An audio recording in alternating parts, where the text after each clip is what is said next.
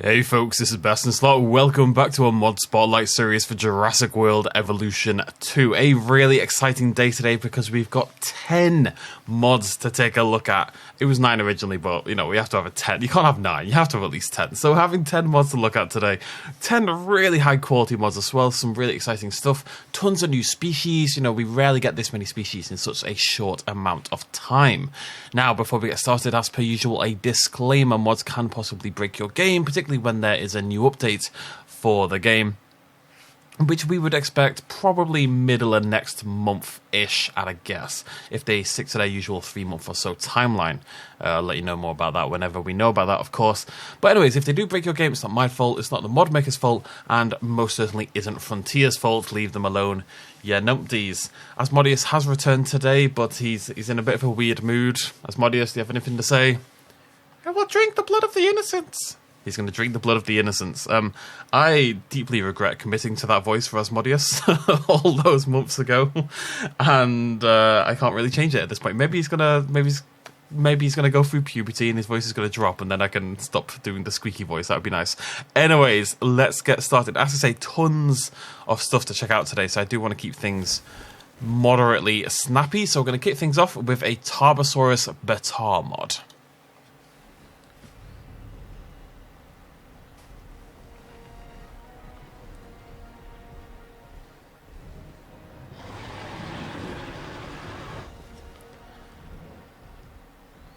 So this is Tarbosaurus Wheat Edition, made by, well, Wheat, and it is a absolute beauty. It does look vaguely similar, especially the patterning here on the body, with those sort of leopard print spots going along the body in that sort of dark, rusted colour. There's definitely some resemblance there with the Prehistoric Planet Tarbosaurus, which is one of the best Tarbosauruses out there, so really cool to see it come to life in the game. Really, again, as you'd always expect from Wheat, fantastically well modelled and textured. It's just beautiful work. Looks like it fits right into the game. That's a high quality dinosaur in the game at that. Some interesting things. You'll notice that it's actually quite small. I believe it's based on, you know what, I'm just going to read my information. So it's much smaller than the Rex, and this is based on the specific specimen pin 551-1, and that's got like a model of the dinosaur next to a skeletal of the dinosaur next to a human. And I think what Wheat has done is size the dinosaur based on its relation to humans, which obviously makes this realistically scaled, but makes it tiny compared to other dinosaurs in the game, as we'll see, because other dinosaurs in the game are largely overgrown. But anyways, Tarbosaurus are late Cretaceous Asian tyrannosaurid. And a little fun fact, so in 2012, it was the subject of a smuggling operation. Basically, it was found in Mongolia, where most Tarbosaurus fossils are found, and legally, Mongolian fossils have to stay in Mongolia. But somebody was caught trying to sell one at an auction in New York. And this led to my favourite court case in terms of just the name. The court case was called the case of United States versus one Tyrannosaurus beta skeleton. It wasn't the smuggler's name or the smuggler's group or the different smugglers in total. It was the United States versus one Tyrannosaurus beta skeleton. I'm sure there's lots of cases like that with that sort of naming convention where it's like versus a dinosaur, but I just thought the idea was really funny.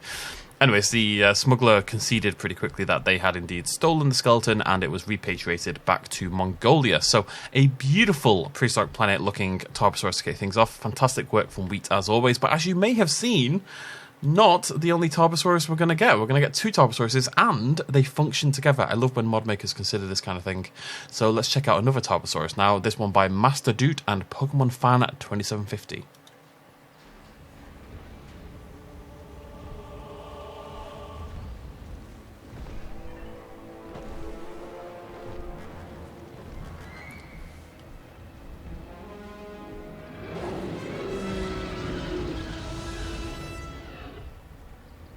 So as you can see already, quite a lot bigger than Wheat's edition. This is more scaled how it would be scaled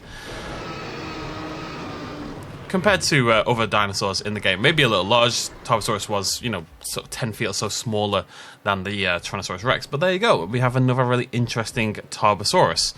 Really interesting skull. Well, really interesting coloration in general. The texture work is definitely less naturalistic than what we've got over here, but it's very evocative, very strong, very high contrast. kind of funky looking. I've picked some unfortunate colours, which is very much my fault. But this one looks bloody and bruised, and the eyes, the eyes are haunting, to say the least. Jesus Christ! And together, they actually make quite a nice pair. This one's a little baby, and these two are roaming around doing Tarbosaurus things. Oh my god, you're so loud. You're so goddamn loud. So if you wanted your large Tarbosaurus, you've got that option. If you want your Prehistoric Planet or smaller Tarbosaurus, you've got that option as well. So shout out to all those mod makers for some beautiful looking Tarbosauruses. Oh, doing things. So you can see this one's based more directly on the Tyrannosaurus Rex. Anyways, moving on. This one is our only replacement mod for today. It's a Cryolophosaurus replacement.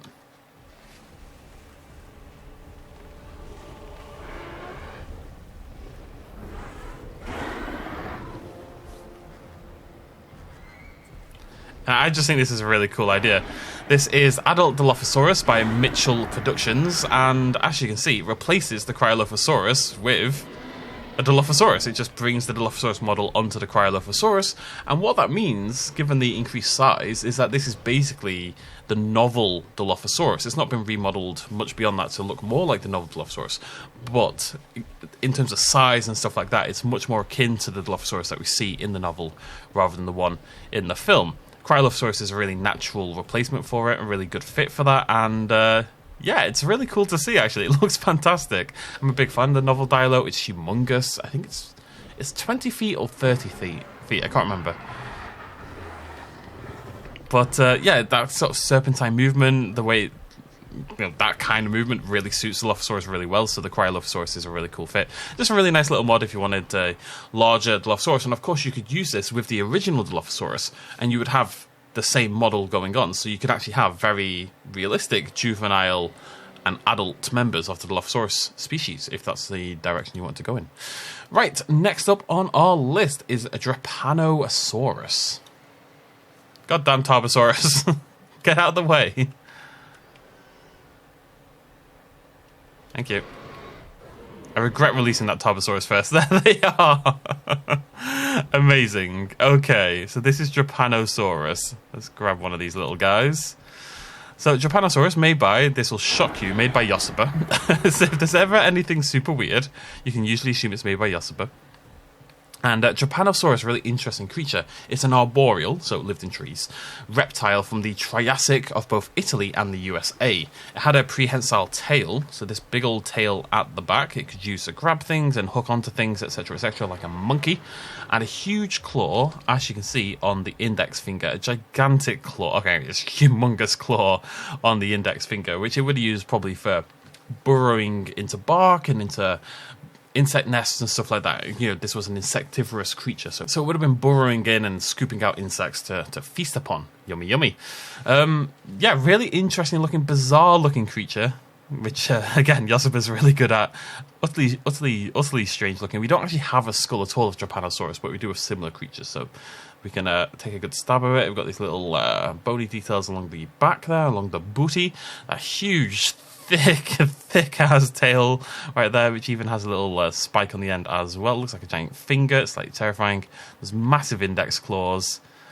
Yeah, just I always love seeing creatures like this, because if nothing else, like managing to get this to work on an existing dinosaur rig, I think is really impressive, especially given how it's walking, you know, on the back of those forelimbs. See there, it's like it's walking on its knuckles like a gorilla would. Really interesting stuff, really bizarre stuff. I'm always a big fan of that. Speaking of bizarre stuff, next up we have a Silosuchus, which I desperately want to call Silosuchus every single time.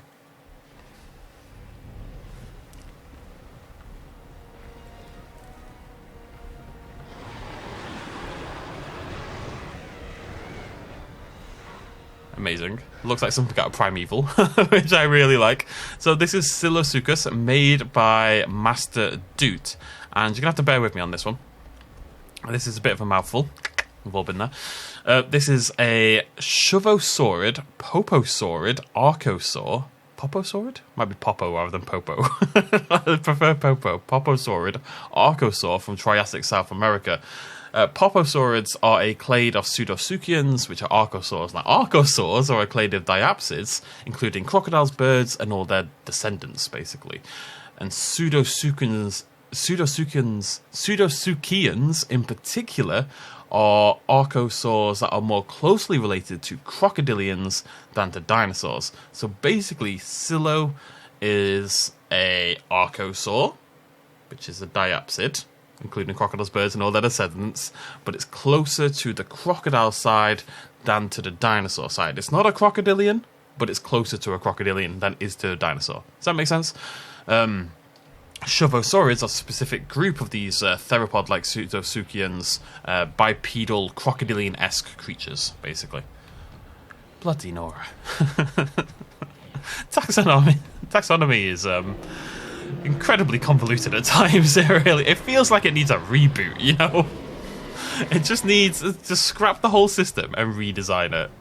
I suppose that's what people are trying to do. There's a few different phylogenetic systems out there. Anyways, really good work here by Master Doot.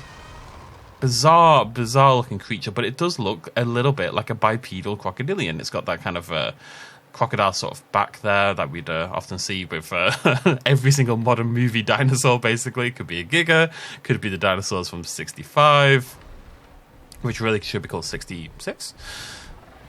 But yeah, it looks really cool, really interesting texture, really interesting coloration. Love this blue one with that brown stripe in the distance. The head shape, very bizarre as well. It looks a little like the Therizinosaurus in a weird way, especially in the skull shape and the beak tip there. But bizarre creature. I love seeing non-dinosaur creatures brought into this game, so big fan of this.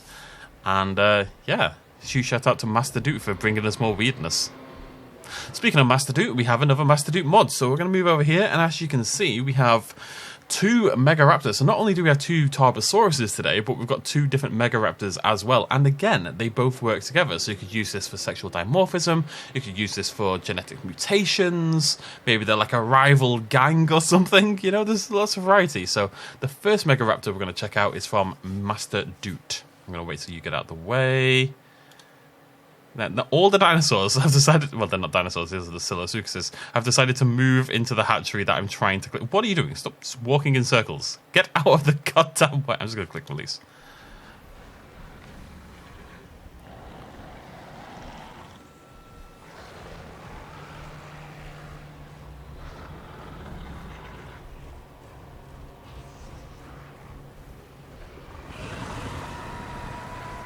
I think that's the Scorpius Rex rig, as far as I know. That is a stunning looking dinosaur, though. That is really good stuff. I love that feathering on the back of the head. Obviously, it's done with just big old spikes, but, you know, put enough of them in there, mix up the size a little bit, and you get this sort of feather sort of effect. This really cool leopardy, well, not really leopardy, this kind of cheatery, I suppose, more than anything, pattern along the neck that then breaks up into this ink spill effect down by the thigh and stuff like that, and this really strong sort of bichromatic coloration on the head there as well. Really evocative. Very cool. Yeah, big fan of this. So this is Megaraptor, a late Cretaceous Argentinian theropod, originally classified, if you're going to stand up actually, that would help me out.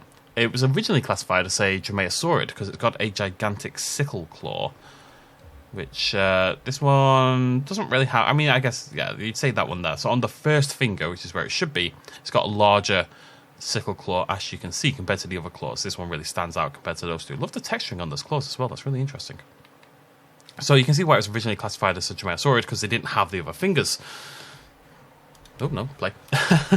And more evidence was found that the claw is on a different finger. It's on the first finger, whereas it wouldn't be for the Dromaeosaurids. However, still don't really know what Megaraptor is or what the Megaraptorans are. These guys have bounced around a lot. It's been classified as a Tyrannosaurid, a Spinosaurid, an Allosaurid, a Basilcererosaur, all being discussed. Basilcererosaur, which I think I might be butchering because I hate that word deeply, seems to have the most oomph behind it at this point in time.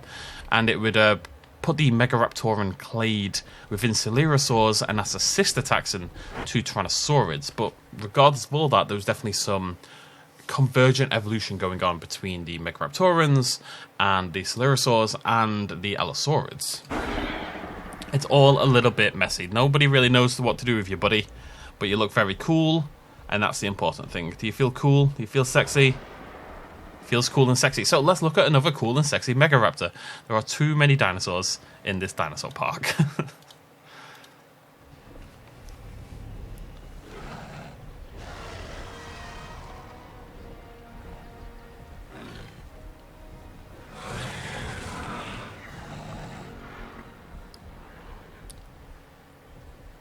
So this one is instead made by Waffalo, and I think one of the really interesting things just from the get-go is how two people can look at the same dinosaur and take it in entirely different directions. I mean, obviously there are quite a few similarities, which is good because it would lend some credence to the accuracy of them both, that they look vaguely similar. You know, we've got the feathering in approximately the same place. This one goes a little bit further down the body.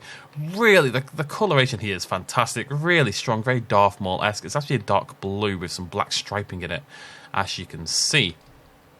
And again, we've got that huge claw right there on the first finger, sort of curling in, like that big old sickle claw. And yeah, that coloration there, and that as well on the with this broken up coloration on the lower part of the body. Really, really cool stuff. Really strong. That kind of just split in the middle effect and dash of white. That's always one of my favourite things to see. You know, a black and white face where they're kind of breaking into each other in really harsh lines. I think it's very evocative and very strong. What are you crazy kids up to? I do want to find the other one so I can do a more direct comparison, but I don't know where the hell is it over there. Are you my mega? Oh no, you're. I don't know where it's gone. It's done a runner. It's not interested anymore. It's headed out into the great Megaraptoran place in the sky. Oh, it's over there. You can see this one's probably a little bit smaller by the looks of things. It's interesting how similar. Look at the skull for this one, and look at the skull for this one. Big dash, two little dashes. Is that the same? Big dash, two little dashes. That's kind of crazy. They've gone for basically the same formation on the skull patterning. But yeah, they both look really cool. They're both kind of split in coloration halfway down the middle as well. That's very odd. Anyways, moving on from... You know what, I'm just going to... Thanks, Kai's Toolbox. We're just going to grab these guys, get them out of the way. Okay, we've got one more mod to check out, but that is two species. This is a Velociraptor mod. God damn you, Megaraptor! Oh, it has a tail fan. I didn't even notice that. Yeah, so you see this one here has a tail fan at the back. We've got some feathers on there. Feathers are really hard to do, so like in the Frontier style, we don't think we can quite do that. Yeah, but it's still a really nice attempt there. Loads of different feathers all sort of splayed out, and especially from a distance, blends really nicely into the dinosaur. And at least we found like a nice demonstrable difference as well between the two. Looks really good. Okay, where's my raptor? You're not blocked by... There's nothing there. There we go. So.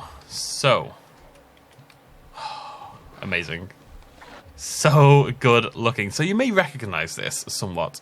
This is the V3 Velociraptors by Dr. Sammy Wu, based on Jaroslav's Kosmina's work for the Dino Tracker. Now, we had another look at a mod like this just a few weeks ago. I can't remember who made that one, but someone else has also done this mod. This is a different version of the same thing, basically, but more custom made in some ways, I guess, and more I don't know, they're very proud of the texture work, which they should be. The texture work is phenomenal. And just as I did last time, I think these raptors look absolutely fantastic. I love the concept behind them, that they're kind of a blend of other existing raptors in the franchise history. You know, these are the next stage of the raptors, blending in all the different colorations and patterns and also behaviours of other raptors up till this point. They were meant to be part of the recent Dino Tracker series for Jurassic World Dominion marketing, but never quite made it to release. And of course, we do have another one.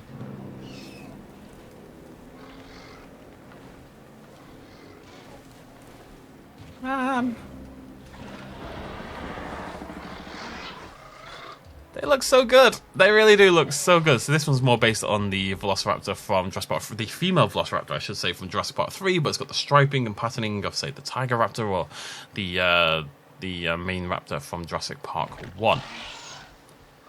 Either way, just phenomenal texture work. Really, really, really good texture work. Blends right into the game.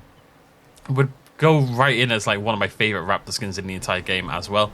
I'm not going to talk too much about the story and stuff behind it, because of course we have looked at them in the past, but they're immense, and if you want to download this version instead, I will link these down below. The cool thing is, of course, that they just come into the game as a skin. If we go down to our Velociraptors here... That's the Velociraptor finding sound, by the way. And we go into our skin colour. You can see, there you go, skin colour there, skin colour there. You can see the two new patterns, and it's very easy to tell which is which is always appreciated as well. And yeah, really recommend. Why not just throw them into your game and get a little bit more variety in your raptor patterns? What did I just see? What does that say? Tiger biome penalty. Huh. interesting. Okay, so that is it for our new species, but 2 more mods I want to show you very quickly. The first is this. There we go.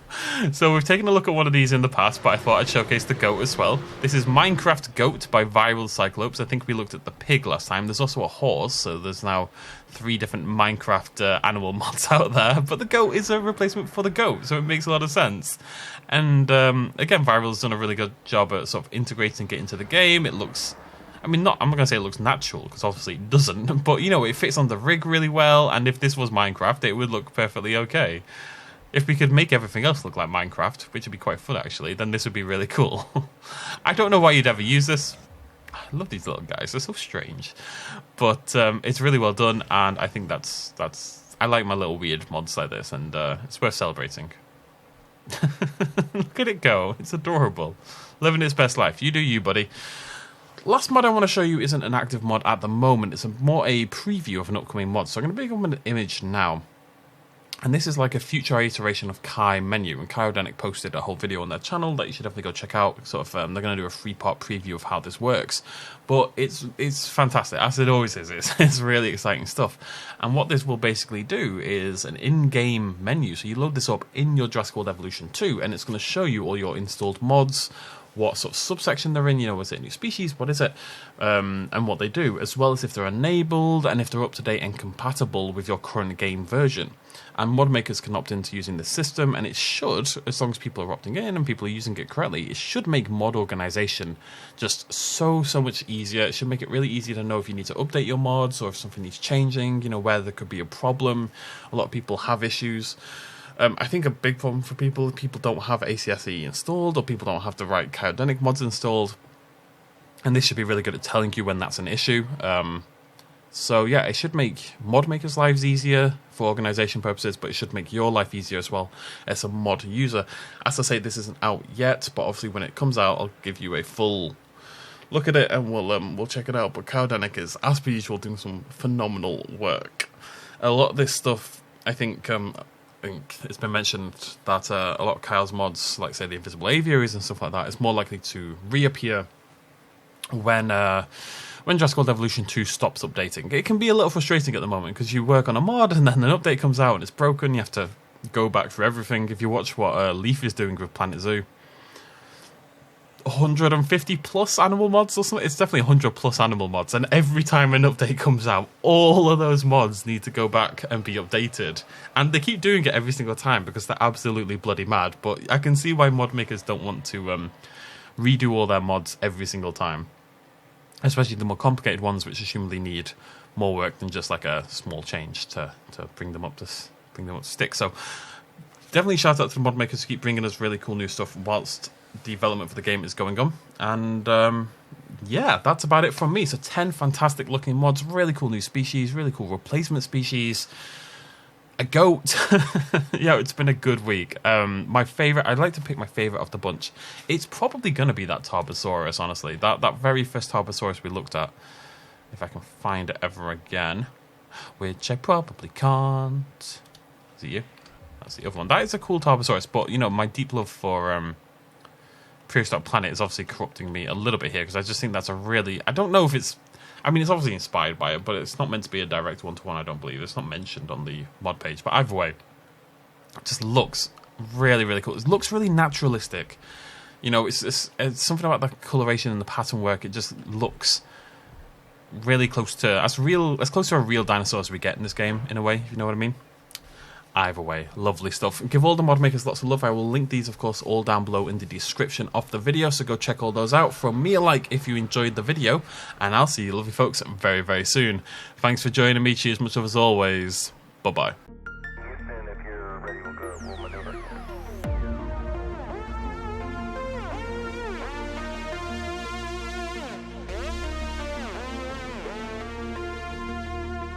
Reaching out.